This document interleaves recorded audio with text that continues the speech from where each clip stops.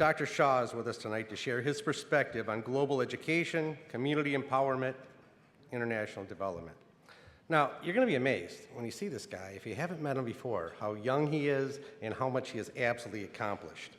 Not only do we share one thing in common, and that's the Go Blue. He went to the University of Michigan, but he also breezed through the Wharton School of Business and Medical School and University of Pennsylvania. He's driven, he's intelligent, he's articulate, and I think he's going to have a lot to share with us.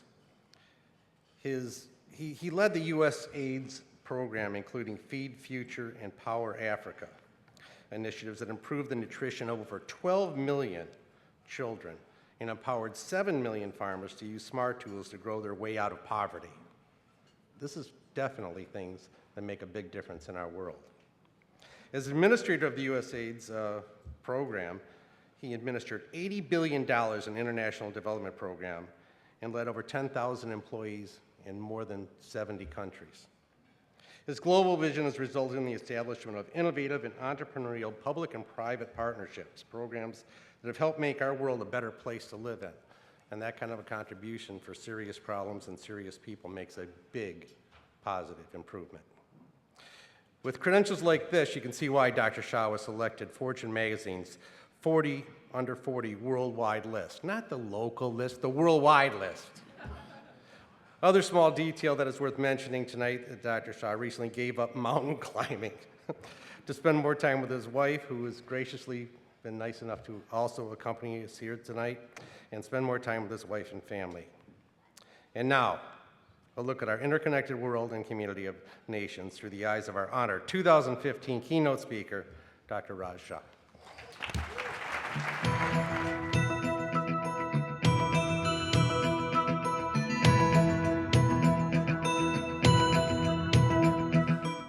I want to recognize Rita, Ambassador Wittig, Ben Gips, a good friend and great family friend, BJ Levin, and so many others who have been recognized and honored this evening. It is really a privilege to be with such a distinguished group.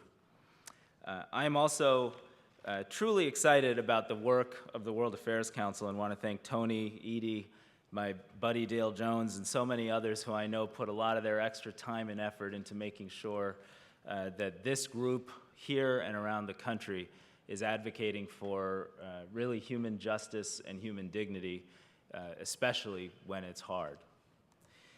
For more than 100 years, the World Affairs Council has focused on a simple but essential mission, and that is to shine a light on the issues that connect every one of us as human beings.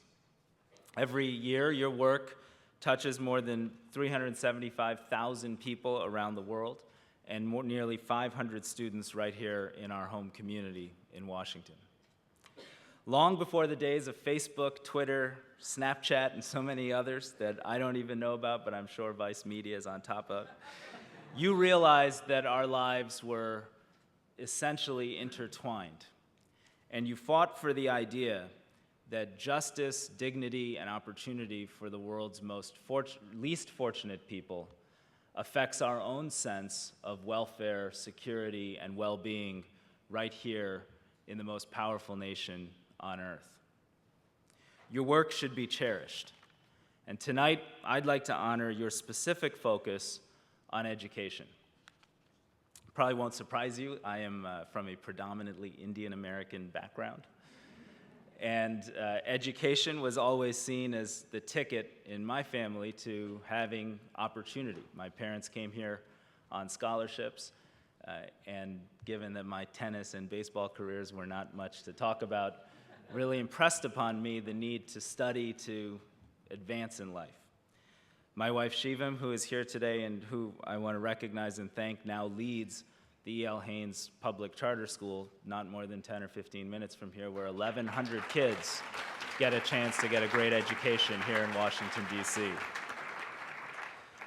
And just last weekend, Shivam and I were with our daughter Amna at a ballet recital in Maryland, where we saw maybe 200 young girls from this region have the chance to have their first ballet recital, the successful culmination of months of hard work and determined preparation, and a lot of stress, not for us, but for the kids. And they were nervous, but they had a special moment. We also had a chance just last week to watch my son, who graduated, I guess, advanced from third grade, although these days they'd like hand you a diploma for that. But he, with a group of young boys, finished their third grade class, and we saw them tear up as they were walking out the classroom, giving their teacher a hug because that relationship and this year was so special to them. And as I observed those moments, I couldn't help but think that we understand instinctively, because we've all had the experience, that the chance to go to school is how we grow up, how we advance, how we actually learn to become our own people and to thrive. And so it is shocking to us, and it should be shocking to us, that as we sit in this lovely ballroom and have such a wonderful night, 65 million children who are school-aged are not able to go to school. Those kids primarily are working through the day. If they're girls in particular, they're probably doing housework or farm work, and they simply won't have the opportunity to have the moments Shivam and I and our family got to celebrate in this last week. And this is despite the fact that we know that education is the ticket not just for personal advancement, but it's how societies develop. It's how they grow, it's how they become stable, and it's how they become just. If your goal is to help a young child survive and overcome infectious diseases, survive to the age of 5 and beyond, studies show that maternal education and girls' education are amongst the most powerful ways, in addition to vaccines, drugs, and diagnostics, to save those children's lives. If you care about economic growth, the OECD and the World Bank have shown there's a direct correlation between student assessment scores and the rate of GDP growth in nearly every country around the world. If you care about good governance and preventing conflict in communities all around the world, we know that more educated countries tend to demonstrate lower levels of violence and corruption and more durable timeframes for peace and stability. And I feel like the people around the planet that seek to sow discord understand this instinctively. That's why Taliban terrorists in Pakistan get on a bus and attack a brave young girl who simply wants to go to school and advocate for her fellow classmates to get to go to school as well. That's why when a terrorist group, Boko Haram, is trying to take over the northern part of Nigeria, they start by attacking, abducting, and kidnapping more than 200 schoolgirls while those girls are in class to make a statement that they should not have access to education. Education shows us that it's the ticket for our personal advancement, but it also is an emblematic of what we can achieve as a global community when we put heart and effort and common purpose together to do extraordinary things. Around the turn of this century, the Jubilee Coalition, a group of rock stars and faith leaders, advocates, and politicians, came together and created the debt relief movement. Hundreds of billions of dollars of debt was canceled for poor countries. And as a direct result of that, 40 million additional children, nearly 25 million girls, had the chance to go to school. We know that we can achieve success. That movement was part of a process that allowed a number of countries, not the United States, but nearly all the other ones, to commit to spend 0.7% of their gross domestic product on development and humanitarian affairs around the world.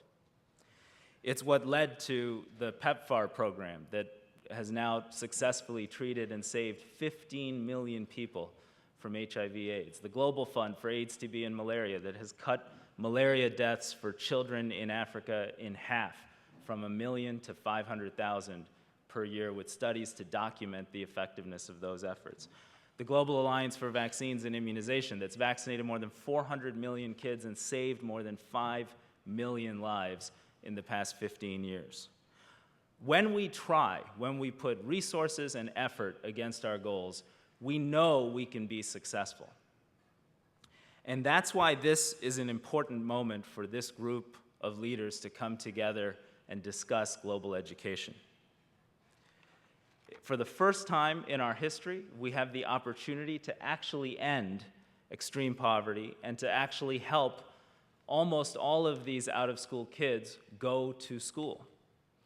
In fact, in 1990, 40% of all people on this planet lived on $1.25 a day or below. Today, that number is less than 20%. And by 2030, if we actually focus on it and make the right investments, that number will be less than 3%. And these aren't just big statistics that represent concepts that we can't grasp and understand.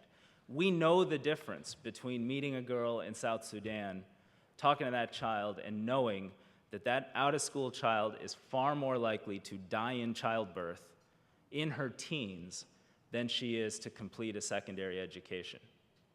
It's not that hard. We heard earlier from Vice about the fact that young people, especially in this country, understand, see those injustices, and see it as their task to learn about it and engage on it and make the world a better place.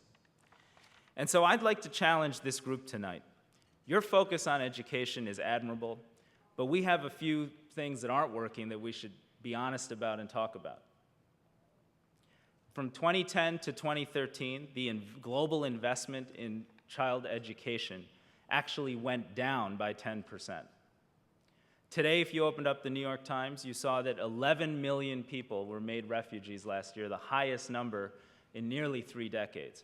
Of those 11 million, and this was not reported in the article, 60% are children, almost all of whom are school-age children, almost none of whom will have real access to education. Gordon and Sarah Brown, the former Prime Minister of the UK, has worked hard to get countries to come together to support a global fund for education that would focus on emergencies and displaced persons. And I can tell you from my 5.5 years running USAID that it is absolutely necessary that we take action, create these kinds of tools now so we can help those kids go to school. On my first week on the job, the Haiti earthquake destroyed Port-au-Prince and killed more than 200,000 Haitians. I went down actually with Secretary Clinton that weekend, and we walked over to a small house that had been leveled, and we met a man and his son. And I couldn't believe their strength, but without being tearful about it, they described how two of his children had died in the rubble behind us. And he described how his young son had survived. When you asked his son what was the thing he most wanted, he didn't say, I wanted life to be fair, I want a house and my family back. He just said, I want a chance to go to school. When I went to the Zatri refugee camp, before it was even paved, because Syrian refugees were pouring across the border, I met a group of young kids, 10 or 12 kids, and I sat down with them under this dusty tent, and I asked them through translators to tell me their stories. These children had lost, almost all had lost their fathers. Some had also lost their mothers. God only knows how they ended up getting across the border into Jordan, into this camp where they were at least physically safe.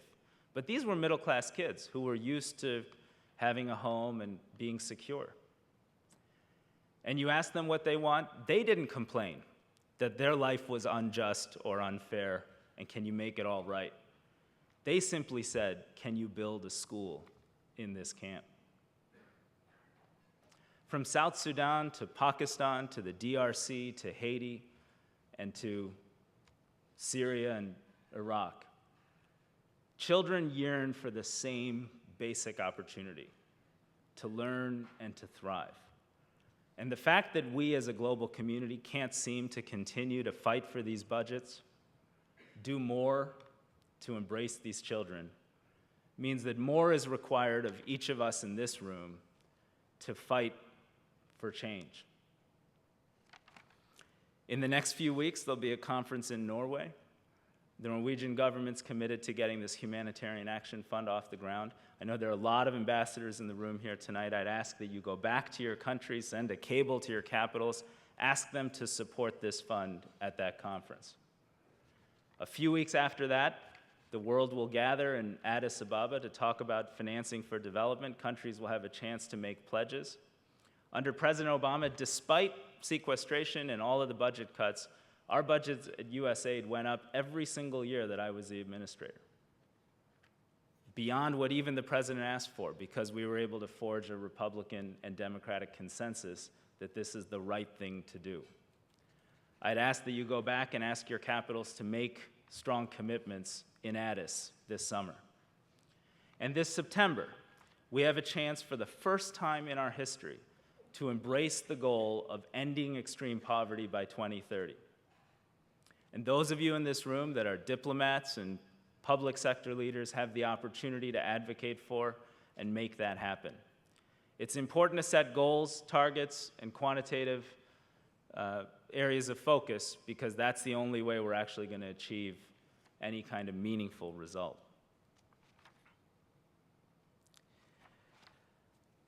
I want to share with you one anecdote in particular, which was recently the United States led the effort to fight the Ebola crisis in West Africa. When we started really ramping up our resources against that deadly disease that was just destroying countries and communities, we had more than 120, 130 cases a day in West Africa. Today, Ebola is eradicated from Liberia. It is soon to be eradicated from the other two endemic countries. And for the first time in more than a year, the United States and others are investing in getting those schools reopened and getting those children back into schools, all of which had been closed in those countries for well over a year. We've got to commit ourselves to getting this done on behalf of children who do not otherwise have those opportunities. And for those who say it's just too tough, you know, it's a presidential election cycle, we're going to talk about domestic politics, and we can't really talk about what it takes to support others around the world at a time when that's not as popular on the list of things that Americans care about. I would ask you to rethink that statement, because we have seen, and I have seen, that whether it's church groups in South Carolina or inner city Detroit, folks will take up a collection for an orphanage in Rwanda or a school in Pakistan every weekend just to show that they care and they have those common values. If you go to any university in this country, you will find young people that are probably getting their information from Vice, but also planning their careers in a way where they can invent new solutions to age-old problems. And we tapped into that energy by creating the U.S. Global Development Lab and launching technological challenges to get all kids reading, to help save lives for children under 5, to create new technologies that will save the world, as well as, help kids out of college start businesses and become billionaires, or all the other things they do in Silicon Valley. And if you go to Congress, it is my fundamental belief that people serve in public service because they are motivated by the desire to use their life to contribute to something meaningful. That's why we were able to launch Feed the Future and help millions of people move out of poverty. It's why we were able to maintain and increase our budgets during my tenure. It's why even today, as we look to the future, we know that America can and should lead the fight to end extreme poverty, to help these kids go to school, to save children's lives under the age of 5. The United States of America since World War II has been the unquestioned global development and humanitarian leader around the world. The signals we send, others follow. And if we're willing to stretch, we're willing to invest, we're willing to demand more of ourselves and of others, we will not only end extreme poverty, we will help these children go to school, and we'll build a safer and more connected world based on the strength of our values and the strength of our character, as opposed to just the strength of our military might. So thank you for being on the right side of history. Thank you for honoring so many special folks tonight. Thank you for the work I know you will continue to do in the weeks and months ahead. And thank you again for this great honor.